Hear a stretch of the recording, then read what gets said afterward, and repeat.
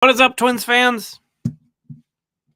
Thank you so much for joining me. This is Tom Froming. Channel is TF Twins. Thanks for stopping by. Really appreciate it. We'll have the chat up here. We're hanging out. We're talking Twins baseball. We got some good news, bad news. We got some good news, bad news tonight. And I know all the real ones will be out here. The post-game loss streams. That's when all the real ones show up. So bad news, Twins lost. We'll talk a bunch about this game. Not good. Twins lost. Good news. Good. In case you missed it, this wasn't a 3-game series. So Astros have won 2 out of 3, but they don't advance. Okay. They don't advance. I don't know if you guys knew this. Chris, we still here. Aaron, we still here. This thing ain't over. It's a 5-game series, actually, this time around. I know it's kind of hard to keep up with all these rules changes and format differences, but Twins not eliminated at this point. This was not an elimination game. Yeah, we've got some examples of comebacks in our history. We got some examples out there for sure. But the Twins. This was the matchup, man. This was the matchup I really felt like the Twins had a big advantage in. So it's a gut punch. Talked though in yesterday's Member Monday video, like it's kind of hard to figure out why Christian Javier had such a bad year, because he was great in 2022. He's been great in the postseason. So, it's not as if he was a complete pushover, but, with Sonny Gray on the mound at home, you got to feel really good about that matchup. And I did. I certainly did. And boy, did the Twins get crushed. Yeah, I mean, hope is not over. Hope is not over, and it's nice to have some space in between the end of that game and now. There's definitely some guys that got to step up. At this point, what we're 5 games into the playoff run, there's some guys that have not done anything. There's some guys that have not done anything. Those guys really need to step up. Mentions of Wallner and Kirilloff. Wallner walked in his last 2 at bats tonight. I think he's seeing the ball well. I tried to. I think I was a day early. I was calling a breakout today. I think it's maybe going to come tomorrow finally. But wanted to mention on my little list here. The first thing I want to talk about, man, and this is why my spirits are not too down low. That crowd at Target Field. I wasn't able to be out there today. I'm not going to be able to be out there tomorrow. But was out there for both wild card games and was really impressed. And I absolutely loved what I saw from Target Field.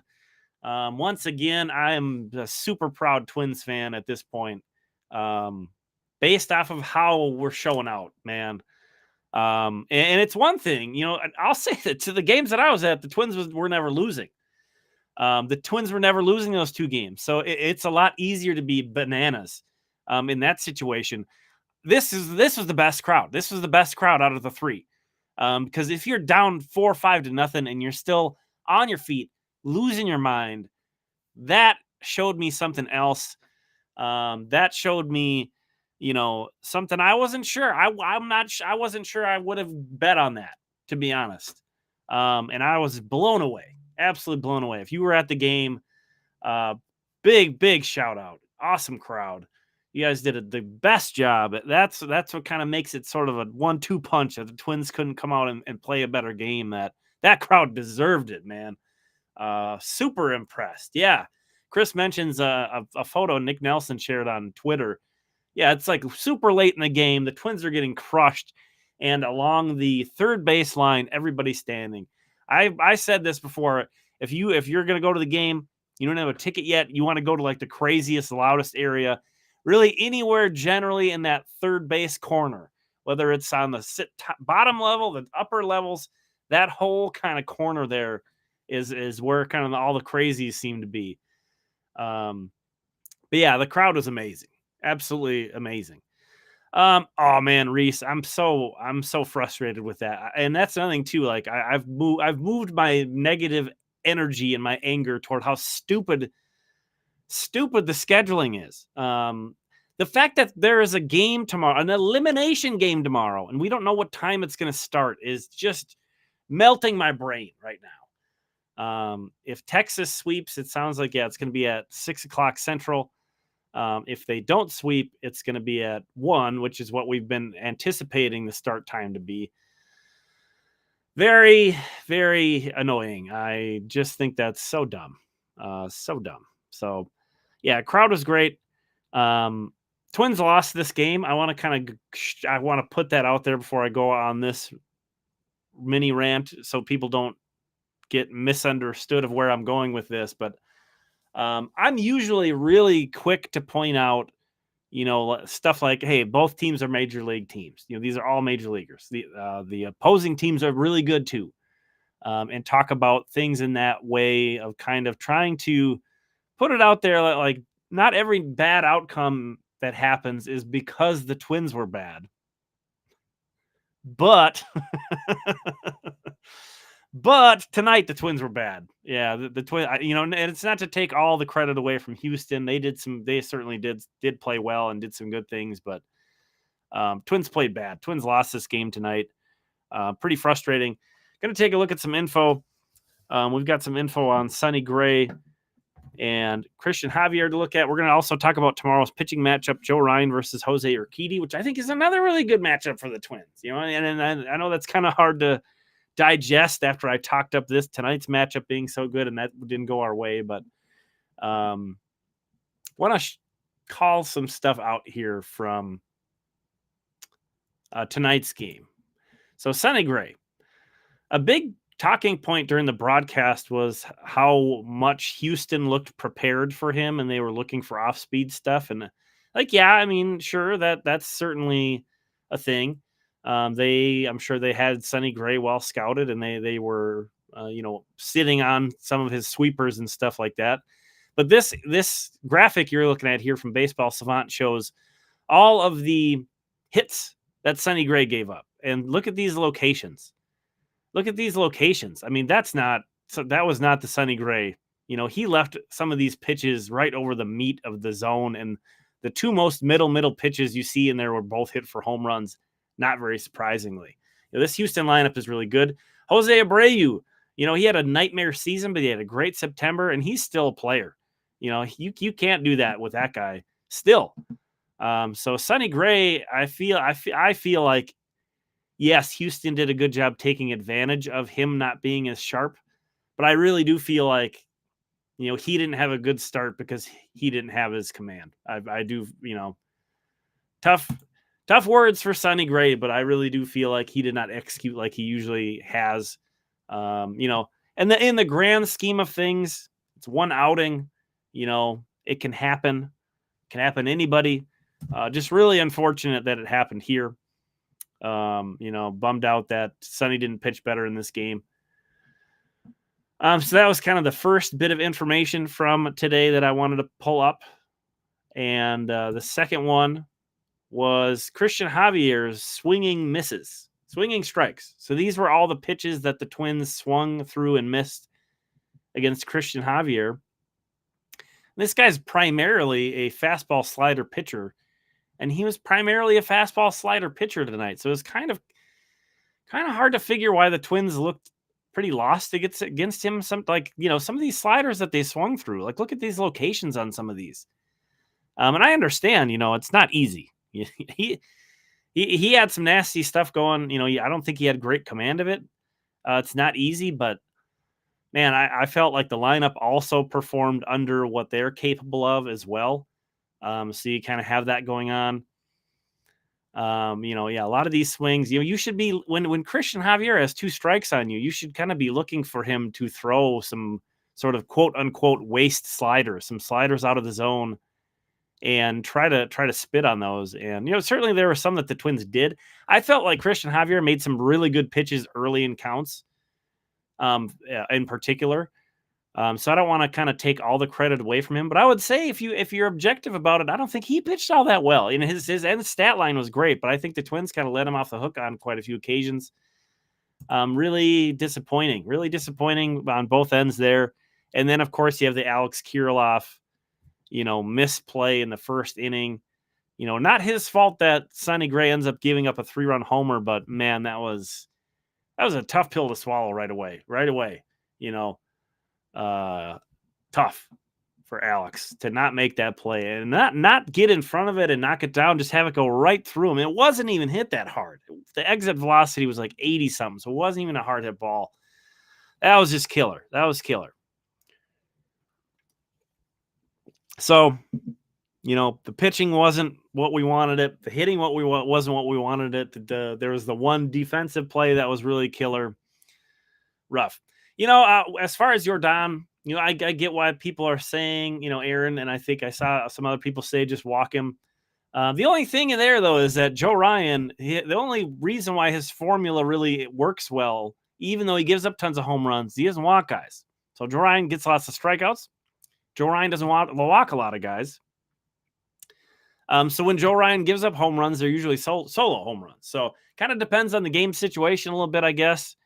When Jordan comes up, but I'm not really leaning toward just walk him every time, because again, you may have turned a would-be solo homer into a 2-run homer for no reason. Like if the bases are empty, I'm not walking Jordan.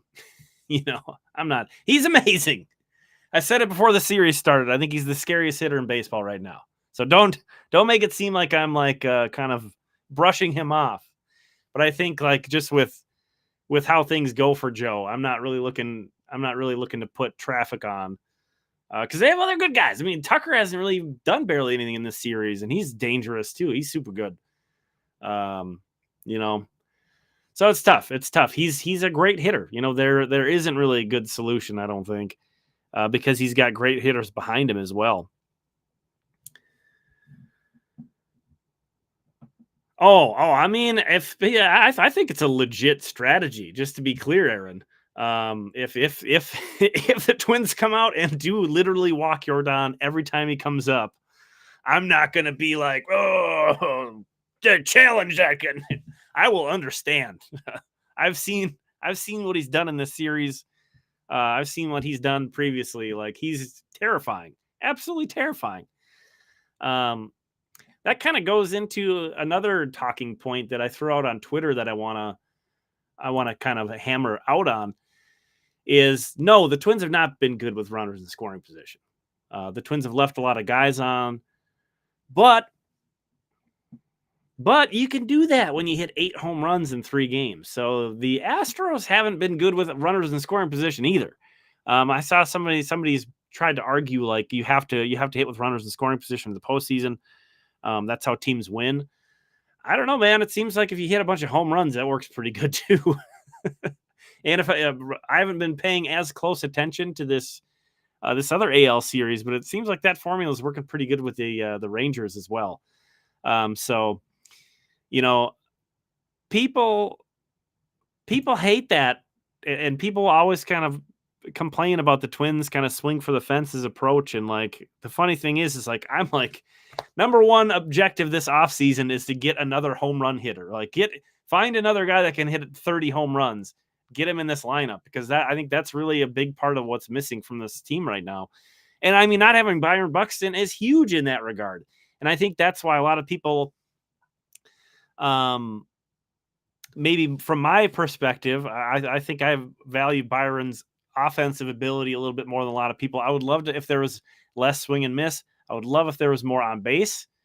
But if you can hit home runs at the rate he hits home runs, that's a key skill set, and you're going to win games. You are going to help win games off of that. Just being boom or bust. It's hard to string together a bunch of positive outcomes together in a game. We're even seeing this tremendous Astros lineup hitting all these bombs, but they can't hit with runners in scoring position. Again, I'll pull that back up. The Astros in this series are 5 for 31 with runners in scoring position and have left 21 men on base. So, it's not like, and that's a good lineup. This is a good team. Tons of playoff experience. It's tough. These pitchers are really good. So and in some ways it's almost easier to try to hit home runs than it is to string together a bunch of stuff. But we got some news. In this game. I was assuming, and I talked about this in yesterday's Member Monday video, you guys are going to kind of get basically a remix of that video, because I'd assumed it was going to be Joe Ryan versus JP France tomorrow. Statistically speaking, France is Houston's. You could argue he was their third best starter of the season. I was going to say fourth starter, but he was actually better than Javier. But he warmed up in the bullpen today. He was potentially going to come in, so he's not starting tomorrow. It's going to be Jose Urquidy, which Urquidy is a guy. If you've been paying attention to this amazing Astros run, he's a guy that's pitched some big games for them, absolutely.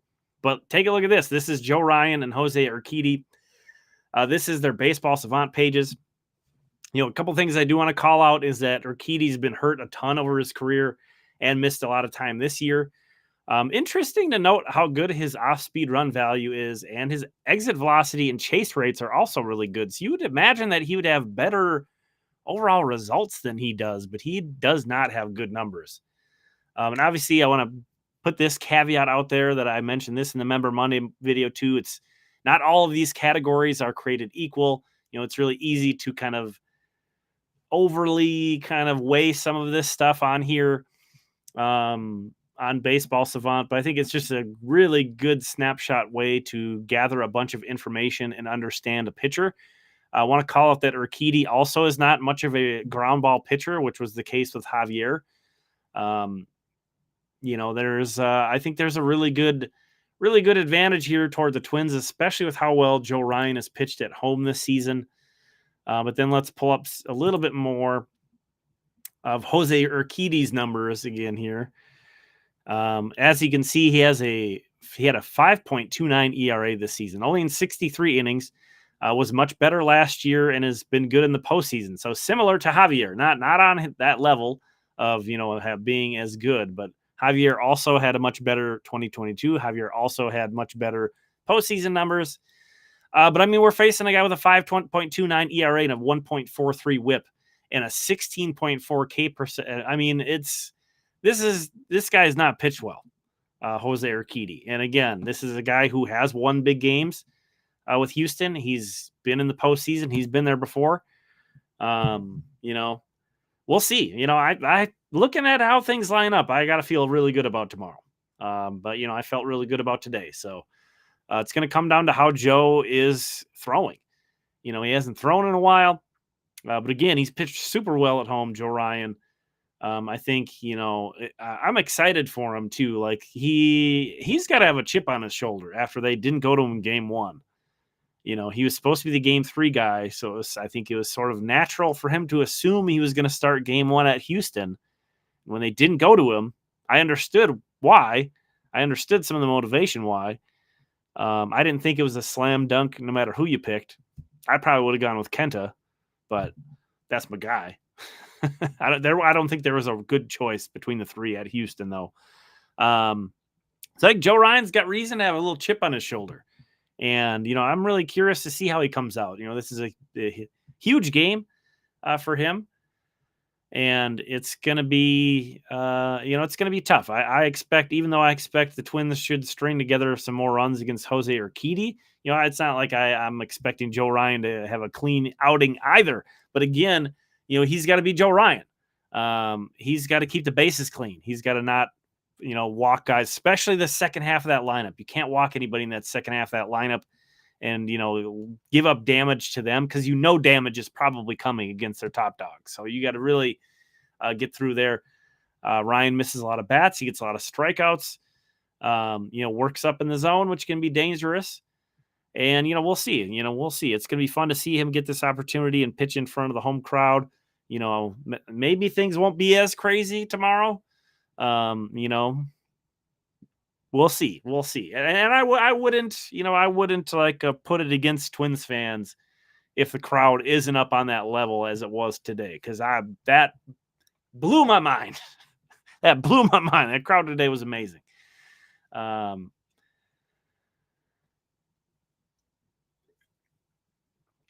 we'll see. Anybody got a score update on this Rangers game? What's going on? It seems so silly that we have to keep an eye on this game to just know what time the game is tomorrow. Tomorrow! God. Rangers up 6-1. So, that is looking like it's headed toward a sweep, and we would get a night game then, which is probably good. But, Texas's bullpen's real bad. Texas's bullpen's real bad, so don't take that to the bank yet. But I'm sure, it wasn't going to work out for me either way for tomorrow. But, well, not likely, I should say. We'll see. I'm sure there's some of you or some people out there that have plans that it would work out one way or the other better. It's just very annoying that Major League Baseball can't give us concrete times for these games. It's ridiculous. So we talked about Gray. We talked about Ryan and Urquidy. Yeah, Nathan Eovaldi's dealing. That's a good team. That's a good team. Man, I hated the Mitch Garver trade. I hated that trade so much. Oh, hated that one. I saw he drove another couple runs tonight. I think that's all I got for tonight, though. I think that's all I got. Thanks for hanging out. Really appreciate it. If you have any questions, though, I'll hang out for another couple minutes. I know there's a little bit of a delay on the chat for me. Yeah, I mean, I have a hard time, too, with Michael A. Taylor, because a lot of the stuff I just said about Buxton applies to Taylor, too. He's a guy that can put a charge into one, especially this year. This was a great power year for him. I love Willie, though, so it's like it's tough. I love both those guys a lot. And, obviously Taylor is a great defensive center fielder as well. I don't know. Maybe both those guys need to be out there, Edouard Julien at first. He's just played there so little. It makes me a little bit nervous. But Farmer at third, he can definitely play over there. I was excited to see Royce back out there. I'm happy about that. But, if they want to DH him instead, it wouldn't surprise me too if he just physically can't do back-to-back days at this point. Getting him out there and then getting him out there back-to-back days is two different conversations. So actually, if I had a prediction, I would maybe guess that Royce won't be at third tomorrow. Christian Vasquez tomorrow, Aaron asks. I think that's probably a good guess.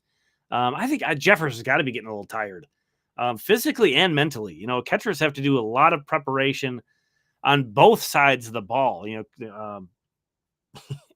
Unlike most of the rest of the hitters who only are scouting primarily Houston pitching, Jeffers has to do it all. The catchers have to do it all. I think he's gassed. I think he's getting a little tired. He's playing well. He been calling some good games. I just don't think Sonny had as good command today is what the problem was. Happens, what do you do? But yeah, I think Jeffers played well, but I think it's time to get Christian Vasquez out there. Do I think Kirilloff and Wallner start tomorrow? I would not bet on both of them starting, but I think Wallner showing some signs of possibly you could be confident he's turning things around and seeing the ball well in those last two plate appearances he had. Man, it's hard not to just feel really down on Kirilloff right now. He hasn't played well. He whiffed on that ball. God, that was just killer. It's so there. A bunch of these guys are, building moments and things we'll remember about them in these games in a good way. And Alex is just like doing the opposite, and it sucks. Obviously a handful of games doesn't, make a guy's career or whatever, but it's going to be hard to get over that. So if Alex is in the lineup, I hope he does something big. And if he's in the field, I hope he plays super well. Because, that was rough. That was a rough way to start that game. I kind of have a good feeling about Joe Ryan tomorrow, too. Not that I think he's going to, throw 6 shutout innings or anything. I think the Astros are going to get some off of him, but I think he can keep the Twins in the game and deliver a solid start.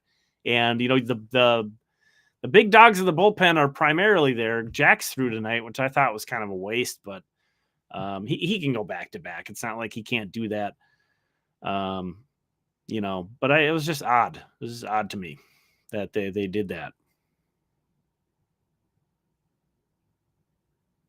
I'm not putting any kind of definitive bows on the season before we get to the end, but yeah, we'll have all off season to discuss stuff like that. It's kind of my stance. Kind of trying to be in the moment for as long as the moment is here. You know what I mean?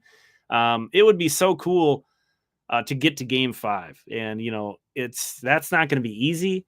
I was really hoping the Twins could avoid that because it's going to be tough. You got to go back to Houston. You're going to be facing Verlander with Fromber available too.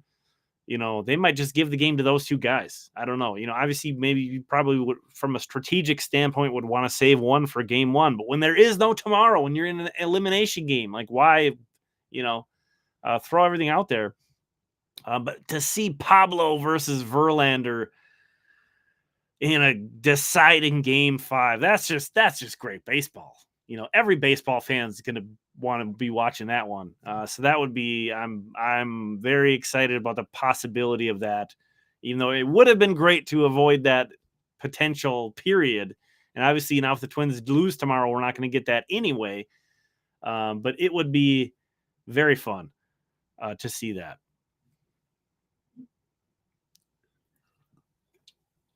Rangers got another run. Big insurance run again, considering that bullpen. Yeah, Cole, I didn't like Jax getting out there. That was odd. That was odd. Using both Kenta and Ober was a little weird too. But they have enough guys in the bullpen that they can cover. I was actually thinking like Bailey Ober's not going to play again in this series. Like tell him go to the training room. Say your shoulder hurts. Get Fundy back on the active roster. Be like, Bailey Ober got hurt. We got to take him off the roster. Put Funderburk back on. The Astros crush lefties, so I get why he was left off the roster. But Ober's not going to pitch. So would you rather have a guy who's definitely not going to pitch, or would you rather have another guy you could turn to? You could do that with Buxton. You can do that with Buxton. They should absolutely do that. There's no way Bailey Ober's pitching in this series again.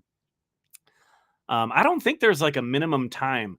I'm not sure. Yeah, they should have let Paddock pitch probably. I'm not sure on this, so don't quote me, but I'm not sure if you take a guy off your roster in one series, if there's like a minimum time that he has, like if you can't add him to the next series, then you would hesitate with that. But if Ober's not going to be available anyway, fake injury. It's fake injury time.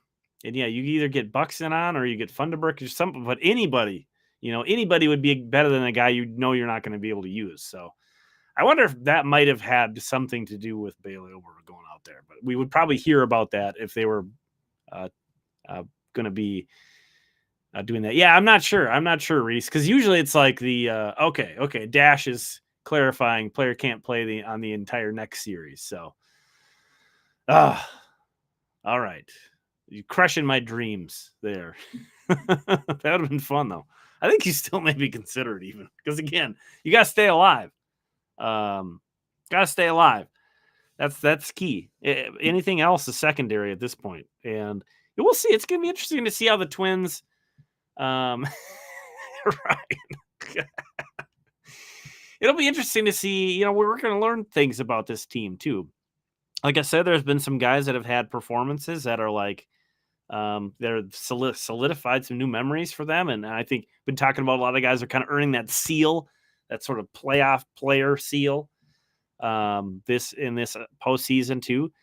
And it's going to be interesting to see how this team responds to being backs against the wall, not just, we really need a big win. Literally, if you don't win, you're going home. And it's going to be, we're going to learn something about these guys. We're going to learn something about this team tomorrow. And, this is going to be good for them either way. I'm confident for tomorrow. As far as getting the whole series back, that's going to be tough. But, with Pablo in Game 5, potentially, if we can get there, obviously you got to get there first. But, felt really good about this one. And they lost today. So that was a gut punch. That was a big gut punch. All right. We had a good time. Thanks for hanging out. Really appreciate it. We'll talk again soon.